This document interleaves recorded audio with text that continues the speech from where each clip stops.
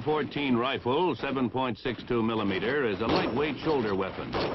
It is somewhat similar to the M1 rifle in functioning and appearance, but with additional characteristics of other small arms. The M14 rifle is designed for both full automatic and semi-automatic fire. In semi-automatic fire, each squeeze of the trigger fires one round. By turning the selector to full automatic, fire is continuous as long as the trigger is held back and there are rounds in the magazine. One of the objectives in developing the M14 was to provide a weapon which would use the 7.62 millimeter ammunition, standardized for small arms by the NATO nations.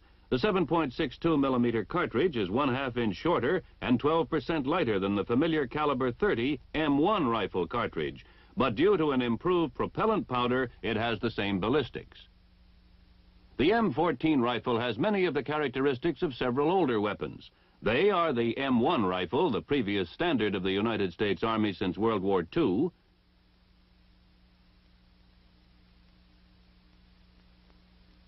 the Browning automatic rifle, the carbine, and the submachine gun M3A1. The M14 rifle will, in time, replace these four weapons. The adoption of the M14, one basic weapon, greatly reduces logistical problems.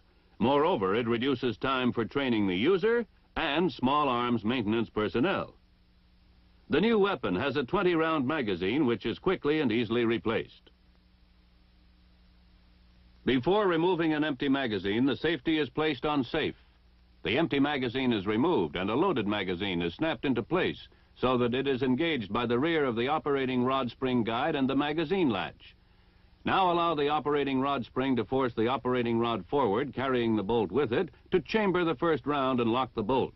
The rifle is now cocked and ready to fire when the safety is off.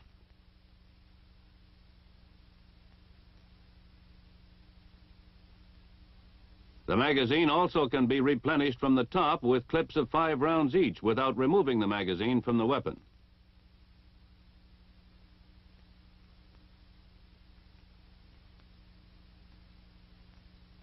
To speed up the loading operation for continued firing, the bolt is held to the rear automatically for reloading after the last round in the magazine is fired. This is accomplished by the upward pressure of the magazine follower, forcing the bolt lock into position in front of the bolt. This holds the bolt to the rear while the change of magazine takes place. By pulling slightly to the rear on the operating rod, the rifleman allows the bolt lock spring to expand, pivoting the bolt lock out from in front of the bolt. This also releases the operating rod. As the operating rod is released, it is driven forward by the expanding operating rod spring, taking the bolt with it. The bolt strips the first round from the magazine for chambering.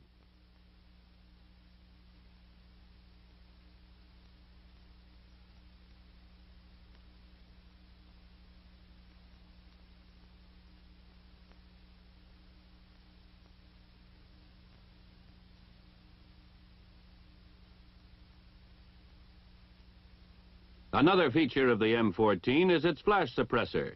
Slots in the suppressor act to break up the escaping gases, thus reducing the flash. The suppressor also acts as a muzzle brake, minimizing recoil and giving maximum stability during firing.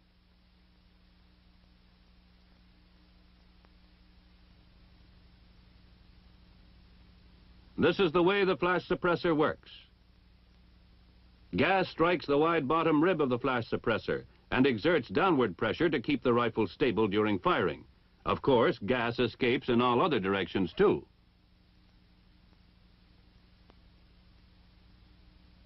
When the propellant gas hits the front of the slots, it tends to pull the weapon forward, reducing recoil.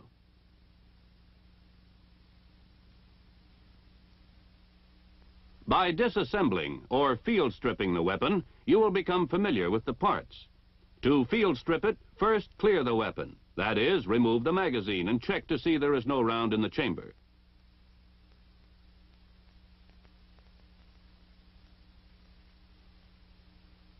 Put the safety in the safe position. Turn the rifle upside down with the muzzle pointing to your left. To remove the firing mechanism, grasp the rear of the trigger guard and pull to your right and pry upward. Then swing up the trigger guard and lift out the firing mechanism.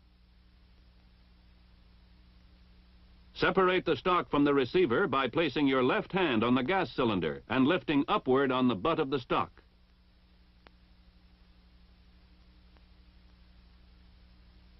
The rifle is now field stripped into its three basic groups. The firing mechanism assembly, the stock group, and the barrel and receiver group. To further disassemble the weapon into individual parts, turn the barrel and receiver group on its side with the connector assembly up. To release the connector assembly, press forward on it with the right thumb until the forward end can be lifted off the connector lock. Rotate the connector assembly clockwise until the slot at the rear end is aligned with the elongated stud on the sear release. Then slightly lower the front end of the connector and lift it from the sear release.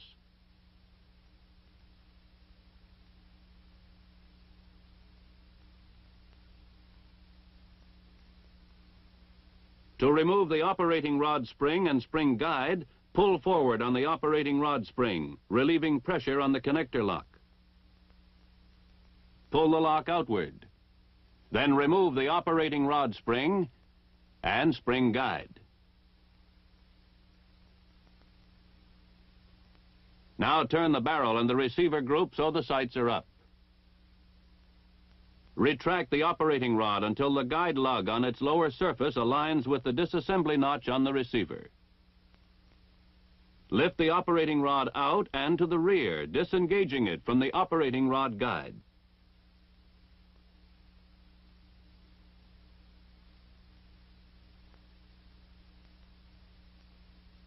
Then, to remove the bolt group, grasp it by the roller, and while sliding it forward, lift it upward and outward to the right front with a slight rotating motion.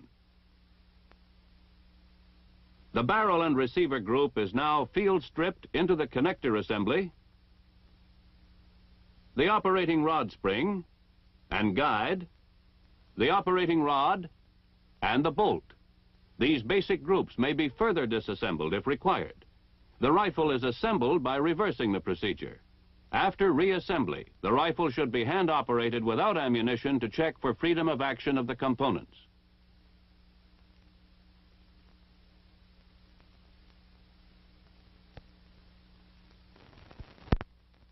The M14 is gas-operated. That is, some of the gas formed by the firing of the cartridge is bled to the gas cylinder. In the gas cylinder, the gas inside the piston expands. The piston drives the operating rod to the rear, compressing the operating rod spring. Then the compressed operating rod spring expands, driving the operating rod to its forward position. This combination of backward and forward movements initiated by the firing of each cartridge performs a series of steps known as the cycle of functioning. The cycle of functioning can be broken down into 8 steps. Of course, these are performed as integrated and overlapping actions. The first step is feeding, which is positioning the cartridge ready for chambering. The second step is chambering, seating the round in the chamber. Third step is locking the bolt to the barrel, thus holding the cartridge seated in the chamber so that gas pressure will be maintained in the barrel to propel the bullet. The fourth step is firing, ignition of the primer of the cartridge in the chamber. Step 5 is unlocking the bolt from the barrel. Step 6 is extraction of the empty cartridge case from the chamber. In Step 7, the empty cartridge case is ejected from the weapon. And Step 8 is cocking in preparation for the firing of the next round. These 8 steps happen one after another, and so rapidly as to be almost simultaneous. By using a schematic drawing, we will see how these 8 steps are performed. To start the feeding step, the bolt is moved to the rear.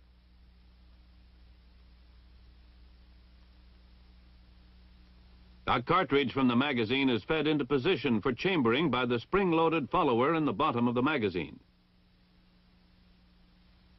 On the forward movement of the bolt, the hammer is cocked and a cartridge is stripped from the magazine. The cartridge is chambered. The bolt is locked. The rifle is now cocked and ready to be fired when the safety is off. By pressing the trigger, the hammer is released, firing the cartridge.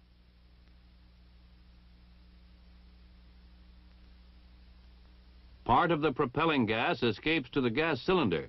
The expanding gas in the gas cylinder drives the piston and operating rod to the rear and the bolt with it. On this rear movement, the bolt is unlocked. The spent cartridge is extracted from the chamber and ejected from the rifle. At the same time, the hammer is again cocked and the cycle ready to start over. Now, let us see in greater detail how the 8 functions or steps are performed.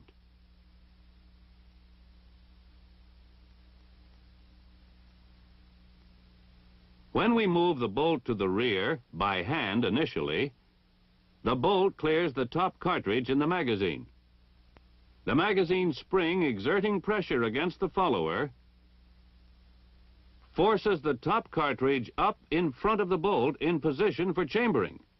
Let us look at it again.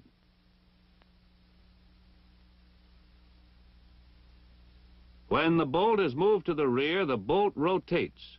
Rotation of the bolt during unlocking cams the hammer slightly rearward. It also moves the firing pin rearward as the firing pin tang contacts the camming surface on the bridge of the receiver.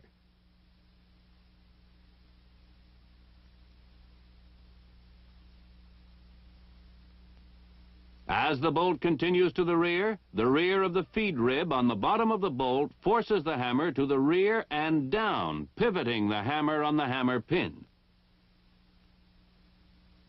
The bolt continues rearward, riding over the hammer. The bolt is now driven forward by the expansion of the compressed operating rod spring.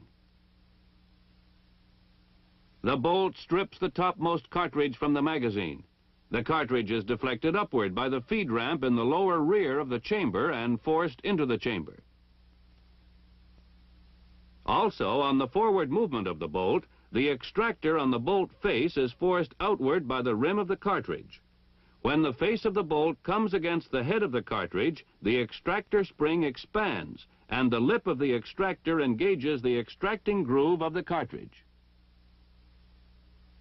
Finally, the bolt is locked. Locking of the bolt is accomplished by the rear of the camming surface in the hump of the operating rod.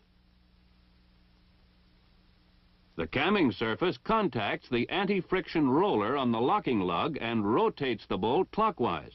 By the clockwise rotation, the locking lugs on the bolt are forced into the locking recess of the receiver. Meanwhile, the firing pin tang is aligned with the notch in the bridge of the receiver.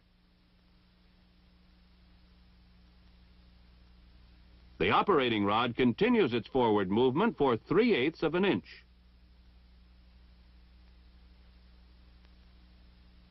During chambering and locking, the operating rod is repositioning the gas piston.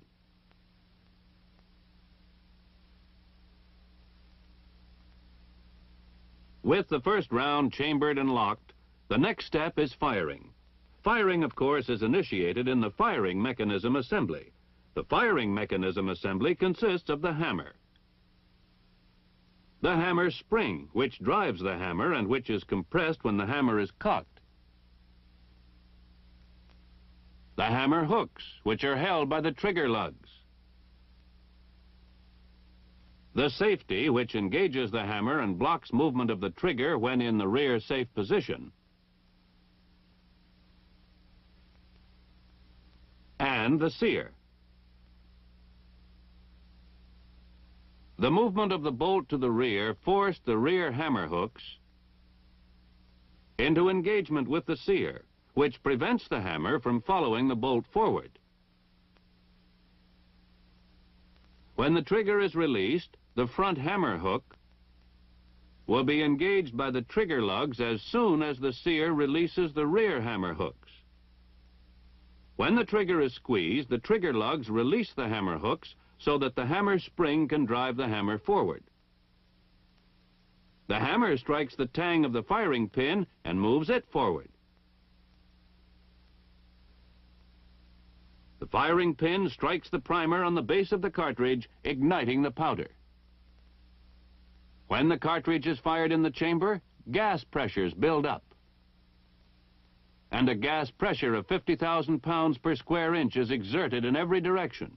It cannot escape to the rear because the locked bolt holds the case in the chamber, and the brass case is expanded against the chamber walls, effectively sealing the chamber. The gas can only escape by propelling the bullet out through the muzzle of the rifle.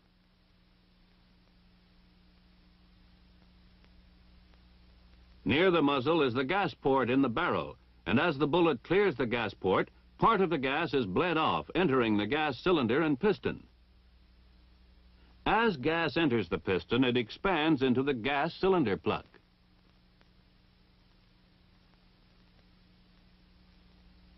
Continued expansion of gas builds up a pressure which forces the gas piston to the rear. The initial rearward movement of the piston shuts off the barrel gas port. The pressure exerted against the piston drives it to the rear 1 1/2 inches.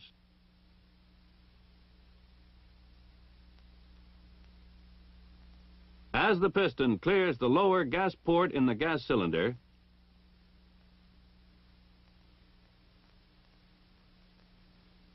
the gas pressure instantly vents to the open air, removing all driving force from the piston. During the 1 1/2 inch movement of the piston rearward, the piston is forcing the operating rod to the rear. After completion of piston travel, the force of inertia causes the operating rod to continue to the rear until the termination of recoil. Recoil ends when the shoulder of the operating rod contacts the front end of the receiver. The operating rod spring now expands and forces the operating rod forward in preparation for firing of the next round. In the forward movement, the front end of the operating rod repositions the gas piston, which comes to rest against the gas cylinder plug. To see how unlocking was accomplished, we will repeat the action. When the operating rod moved rearward, it accomplished several things, the first of which was the unlocking of the bolt. Before the bolt starts to unlock, the operating rod permits 3/8 of an inch of free travel to the rear. This is a safety factor, permitting the bullet to leave the muzzle and gas pressure to subside before unlocking begins. This prevents gas from blowing back into the rifleman's face when the bolt unlocks. At the completion of free travel, the front of the camming surface in the hump of the operating rod comes in contact with the anti-friction roller on the right locking lug.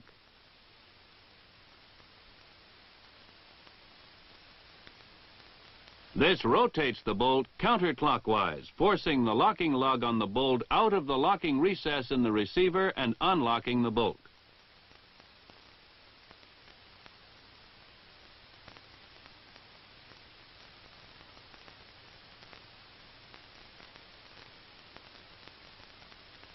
While the bolt is being unlocked, slow initial extraction takes place. The rim of the cartridge case is gripped firmly by the extractor. A slow twisting pull called slow initial extraction is imparted by the rotating bolt.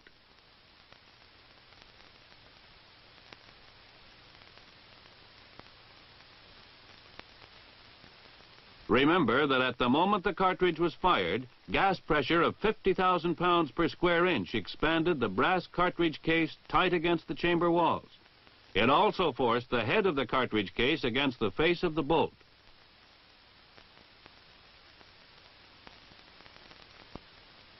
To pry the cartridge loose, the slow twisting pull is required. It begins just before unlocking is completed. The corresponding radii of the locking lugs on the bolt and the locking recesses of the receiver, along with the rotation of the bolt, allow a slight rearward movement of the bolt. This rearward twisting action loosens the case in the chamber and causes slow initial extraction. When the bolt continues to the rear, following unlocking and extraction, the spent cartridge is ejected.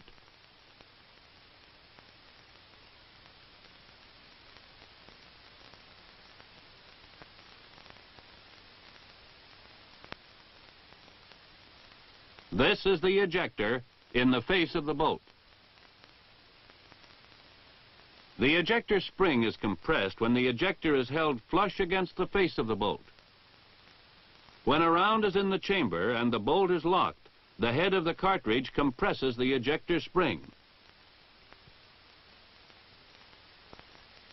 During extraction, the chamber wall holds the neck of the expended cartridge case in line with the bore.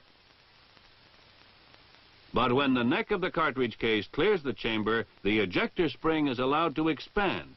The ejector forces the empty cartridge case to pivot about the extractor, ejecting it from the rifle.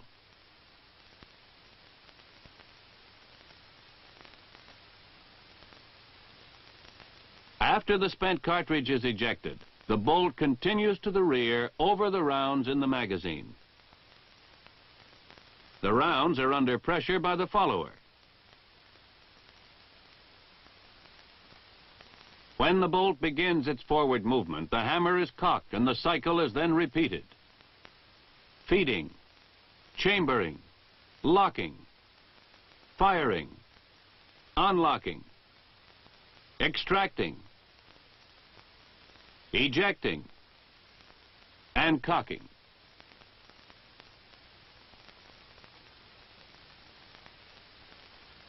The cycle of functioning we have demonstrated is the same whether firing is semi-automatic or full automatic. In semi-automatic fire, the trigger must be released each time before another round can be fired.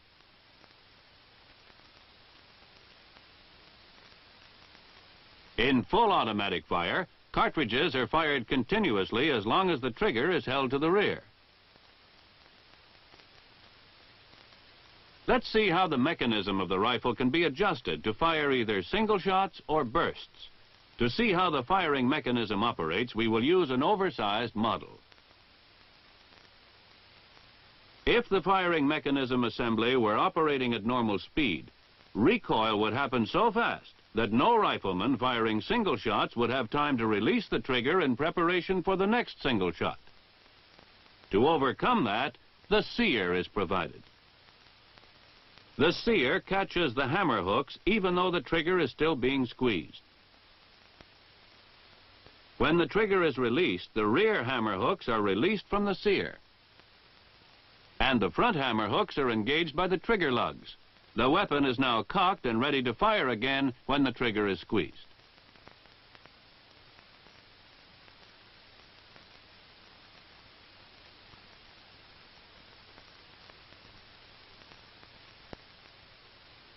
To achieve full automatic fire, there must be some way to trip the sear after the bolt is fully locked, while the trigger is being held back.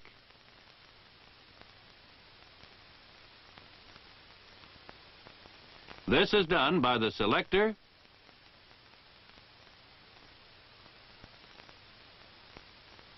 the sear release, and the connector assembly. The selector sets the mechanism for either semi-automatic or full automatic fire. When the selector is set in the full automatic position, the connector forces the sear release to trip the sear.